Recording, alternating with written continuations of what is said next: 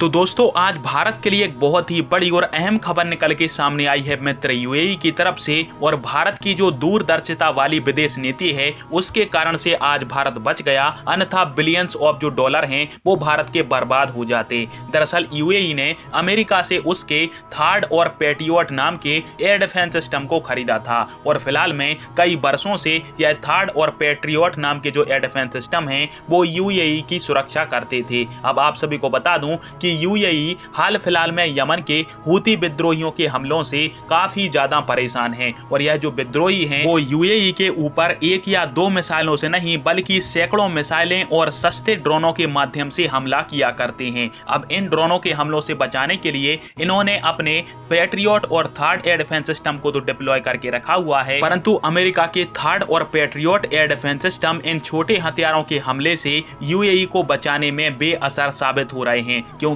एक साथ जब 200 से 300 मिसाइलें आती हैं तो इनको रोकने के लिए थर्ड एयर डिफेंस सिस्टम की 200 या फिर 300 इंटरसेप्टर मिसाइलों का उपयोग करना पड़ता है और थर्ड की एक ही इंटरसेप्टर मिसाइल एवरेज 7 करोड़ की आती है। और इस प्रकार से यदि थर्ड एयर डिफेंस सिस्टम से यदि इसी प्रकार से हूती विद्रोहियों के हमलों को विफल किया गया तो आगे चल के यूएई को काफी ज्यादा आर्थिक नुकसान उठाना पड़ सकता है। और इसी बात को ध्यान में रखकर अब यूएई भारत के मित्र इजराइल से उसके एक छोटे एयर डिफेंस सिस्टम जिसका नाम स्पाइडर है और इस स्पाइडर एयर डिफेंस सिस्टम को भारत भी यूज करता है, इसी एयर डिफेंस सिस्टम को अब यूएई इजराइल से खरीदने जा रहा है। और आप सभी को बता दूं कि पहला खाड़ी देश बनेगा यूएई जो कि इजराइल से उसका स्पाइडर एयर डिफेंस सिस्टम खरीद रहा है। और spider air defence system third से काफी सस्ता भी है। और इस खबर से भारत के लिए बड़ी खुशखबरी इसलिए भी निकल के सामने आई है क्योंकि अमेरिका ने बार बार भारत के लिए अपने थर्ड